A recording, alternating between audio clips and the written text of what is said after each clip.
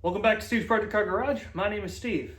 Sitting behind me here is the engine of my 1970 Tram Spitfire Aria. And in today's video, I'm going to tell you a little bit about what happened with it at the machine shop, where things are at with it, and then we're also going to dive into another fun project. So grab yourself a cup of jitter juice and stick around. It'll be a good video.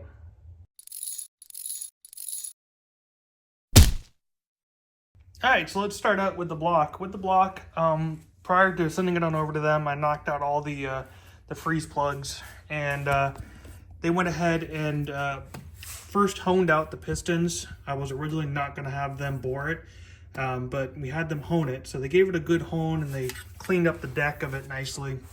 But we talked more about what to do with the pistons, and because I had to replace the pistons because these old guys were out of shape for sure. They were not the greatest. They recommended doing the 20 over bore, as did Ted Schumacher. So that's what we did. So we got it bored 20 over. Afterwards, they went ahead and replaced the cam bearings. So these are nice brand new cam bearings. When they replaced the cam bearings, they also honed them to fit the camshaft itself. Camshaft right now is on its way to Ohio to Ted's machine shop to actually have them go ahead and profile the cam to B grind, which is the nice mild cam.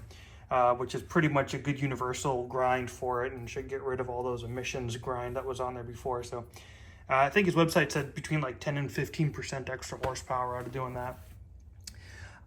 So with the block, they also went ahead and did the caps, the bearing caps. They went ahead and they just honed those out to make sure they're all nice and straight and clean. And they gave it a lick of paint. So it looks really, really good. So I do have a lot of work that I need to do on the block still. I'm gonna have to go ahead and put in the new freeze plugs. I gotta strip back some of the paint in a few places. Go ahead and run the, clean up the threads on some of the bolts. One of the things I also need to do is replace all of the oil gallery washers with new copper washers. So that's all stuff that I need to definitely knock out in the near future, but it's gonna probably be about 4 weeks while I wait on the cam. So I figure I'm probably going to save a lot of that stuff for another video a little bit later on, because in the meantime, I want to start working on these guys, my carburetors over here. But let's talk about the head real quick. So with the head, we went ahead and had new seats ground. So the seats weren't in terrible shape, but they definitely needed assistance, especially on the exhaust valves. But you can take a look here. They went ahead and ground seats into it, and then they went ahead and actually performed a 3-angle grind on it. I am replacing all of the valves, so these are all the brand new valves that you saw, and they cleaned these all up too, because remember when we got these from Spitbits, they were definitely a bit questionable. It looks like they had been sitting around for a while. Yeah, that is all done and nicely cleaned up. One of the things that I do want to do is take an example from Aaron Diston with Dragon Phoenix Garage, or Dragon Gate Garage, my apologies, Aaron. And I want to just kind of clean up the ports a little bit. So I've got my little Dremel tool, and I'll probably come in here and just clean these ports up and try to get rid of some of the rough edges and make sure that they'll all flow smoothly. Not terrible, but there are definitely some casting imperfections in there. And any little bit that I can do to try to help eke a little more power out of here, I think I'm going to do. They also, I'm trying to do this without dropping all the valves, but they went ahead and put in new valve guides as well. The valve guides were in rough shape. In fact, one of them was actually even cracked. So they went ahead and installed all the new valve guides, which is pretty sweet. And they were able to get this guy broken loose because this was stuck. That was really stuck. So I think I'm probably just going to end up replacing this. Couple of bucks, and again, I got to do new plugs here because I popped out the old plugs, so that way when they gave it the bath, they could get a nice clean job on it. And of course, they skimmed the head, so here you go. It's looking really, really, really nice. I am super impressed with the work that these guys did. They were amazing to work with, and I'm stoked to eventually do another project with them.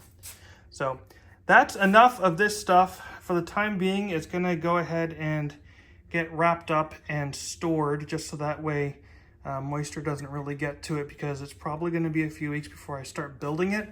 Because honestly, I kind of want to start building it and then, put the cam in and actually do the whole build itself in one fell swoop instead of a little bit here, a little bit there, and wait for stuff. So that's kind of what we're doing with that. But with that being said, we're gonna now turn our attention to these guys. All right, so I got my workbench all cleaned up. Sorry for the drone of the AC unit, but it is getting warm out there. Currently in Orlando, it's 77, but the garage is actually closer to about 82. So I figure if I have the AC going now, get ahead of it. So this kit, I got it kind of splayed out here, as you can see. It comes with almost everything that you need. I can not really think of anything else that I would need unless I had issues with the needles. It does not come with needles, but it comes with new jets and all the seals and new fuel lines. I also bought from Rob Turner some of the brass olives for the fuel lines to connect in here. So that's going to be a small upgrade that I'll make on those. I'm going through the parts that I need on this guy, and I need a good bit in terms of the linkage. So I don't have the linkages that actually join the two carburetors together.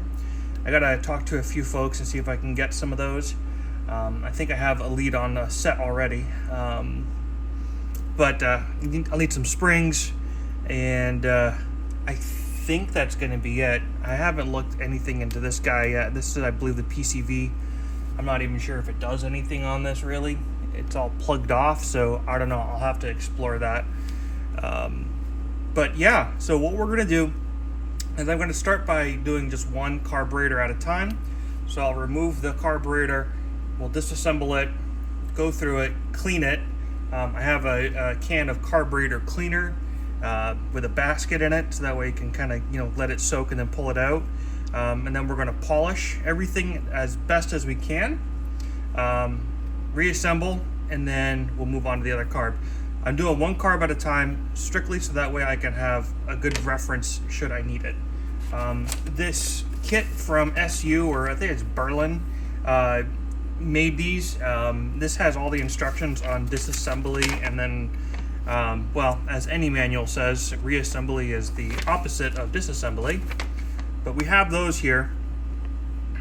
So I've already read through it once.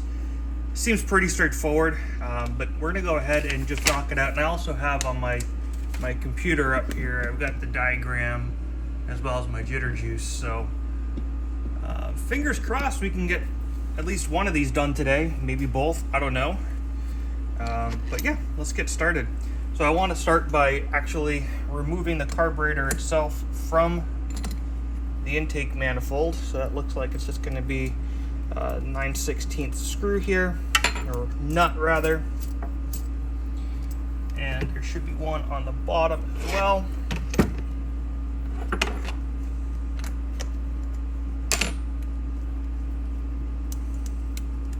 This kit does come with new gaskets for this. I also do actually have a new set of gaskets that are new old stock that are pretty cool that I may end up using at some point. But okay, upon initial inspection here, looks decent. That's kind of funny. So it looks like someone has obviously been in here before, because only half the gasket's here. I've got a gasket in the back, but the gasket in the front is half missing, so that could have been a problem. We'll go ahead and just move this guy off to the side for the time being, and we will start on the disassembly. The first thing that we want to work on doing is it says thoroughly clean the outside, so I've given it a good clean down already with parts cleaner. But it looks like we want to go ahead and remove the piston damper and then the dash pot. So let's get that started. Alright, so we have the damper. That's just on screws. Pulls gently out. I did not see a lot of oil in here, so I'm pretty sure these have been, it's been a while since these have been used last. A friend of mine sold these to me, gave me a pretty good deal on them, and we don't actually know what the history on these are. They might be perfectly fine, but you know, they may not be. So curious to see what we find in here, and also see how much sludge we end up finding in the float chambers.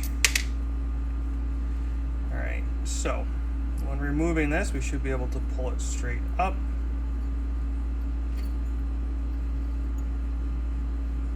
Okay, so there's our float chamber, or not a float chamber, or dash pot rather, and the spring.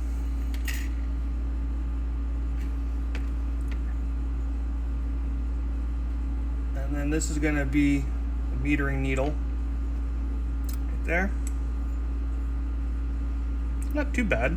It's pretty clean.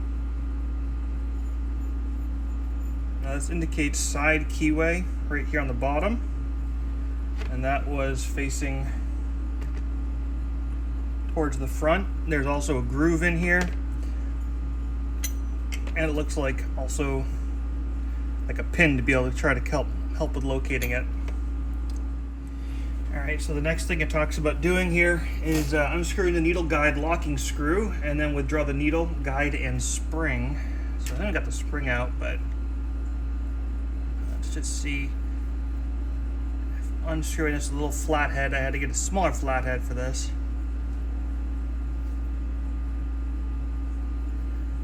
Let's just see how much, if we got to take this all the way out. Okay.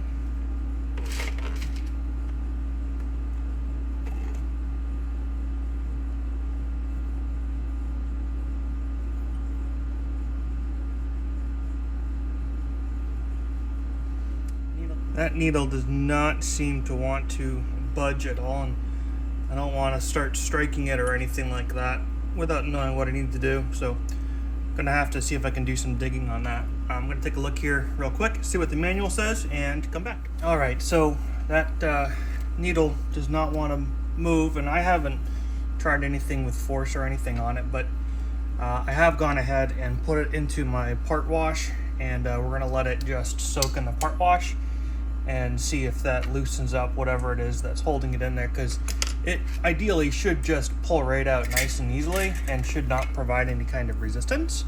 So definitely something to try and get done. This is pretty clean on here. I don't really see a whole heck of a lot of gunk in here, which is great. It is nice and clean, although I think I will just go ahead and put it into the part wash just for good measure. We'll get that done in a little bit. Okay.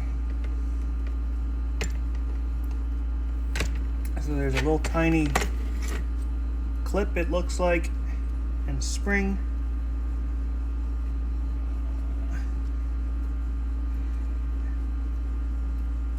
Okay, got the clip off. We'll remove the spring. Now that pin should come on out, and there's another clip that's on there. So I'm going to just, for good measure, reassemble that so I don't misplace any pieces. We're going to set that off to the side for cleaning. Release the pickup lever return spring from its retaining clip. Okay.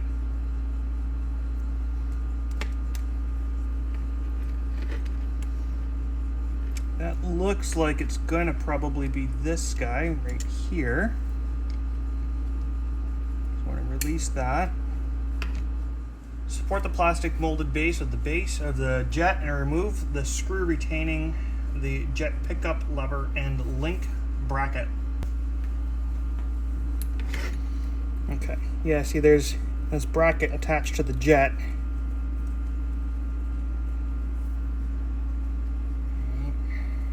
Here.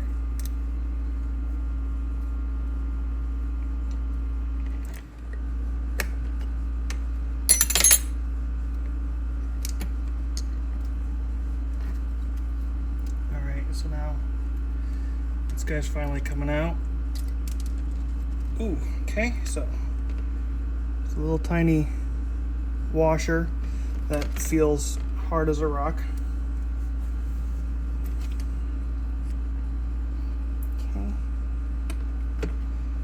Supposed to be that little ferrule that's in here. We're going to replace all of this anyways, but here we go.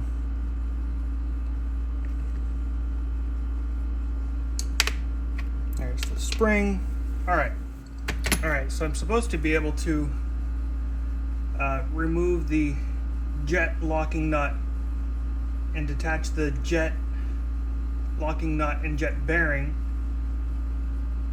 but this guy is not coming out. I kind of wonder if I need to maybe give this all a little bit of a soak before I go any further. Maybe I'll remove the float bowl first, although I don't know if I'm going to be able to. I guess I could. Float bowl looks like it's right here.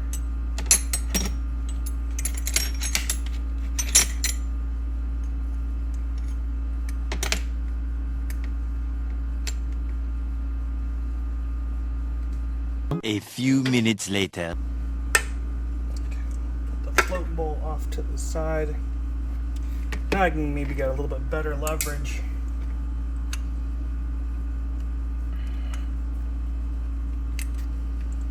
See if I can put this on my other bench and then see if I can get that to move, because right now,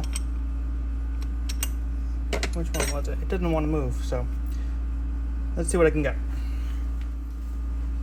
There we go. Just a little bit of better leverage, and I'll go ahead and remove this.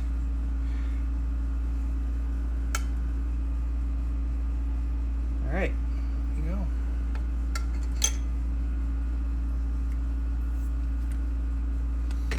Excellent. All right, now onto the linkages.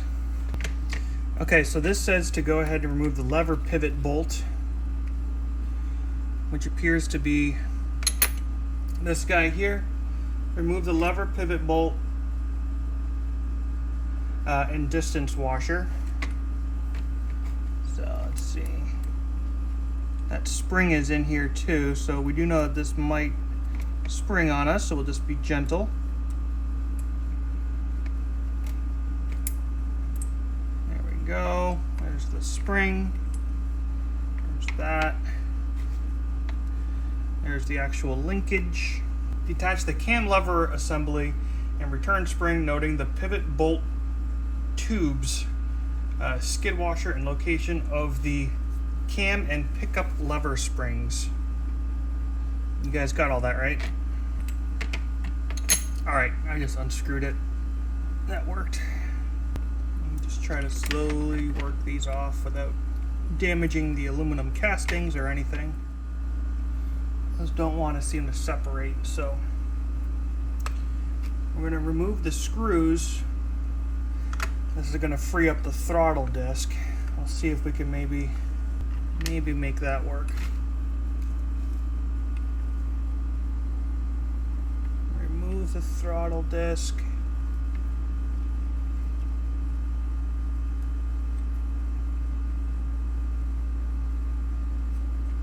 Okay, there's the throttle disc. Noting that the throttle disc has the springed portion facing to the inside. And then we should be able to just withdraw this. There we go. Great. All right, there we go. Now we have the actual body of the carburetor disassembled. I'm going to take a moment to put some of these parts back together just so I can have them all in the same spot. I have to work on removing this guy because I want to make sure I get the linkages off. These are not coming off too easily, so I'll work on that off camera a little bit because we're going to replace the rod with the one from the kit anyways, so we'll get that out of there and yeah, start looking at trying to clean up some of this stuff. Also, I need to disassemble the float chamber. I haven't started on that yet, but that will be next. I kind of want to get this all situated before I start tearing into the float chamber. So let me get knocking out some of this stuff and check on that needle that's in the part wash and go from there. All right, there we go. We got the needle removed, and what I end up having to do is just wrap some paper towel around it, and then with the aid of a small vice grip, I just kind of gave it a little tug and it came out. I guess I wasn't getting enough of a good grip to really kind of pull it out, but I'm looking for any kind of markings to indicate what the needle is. And I am coming up empty. Absolutely empty. Let's see if I get this to focus for you. Maybe? There we go.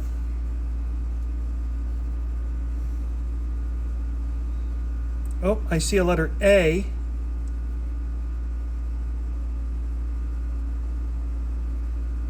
So I'm gonna have to look in to see what that marks and what that indicates. But I mean, the needle looks good. We'll go ahead and put it back in now that I got this all cleaned up. I don't know. Yeah, there we go. See, that just drops right in. So, okay. That's much easier. It looks like it was probably just bound up with something, but cool. All right. Well, now I can't get it out. Ha! That's fun. Let's keep moving on. All right, so that's where we're going to wrap up this video. It's starting to run really, really long. I think this will probably be over an hour-long video otherwise. So I'm going to go ahead and press pause right here on the disassembly portion of the actual carburetor itself, and we'll pick up with part 2 for the assembly. So make sure that you go ahead and hit that subscribe button, click the bell to get those post notifications. Give me the thumbs up if you like it. And remember, we're working on project cars like this. Take your time and don't be that dreaded previous owner. Cheers.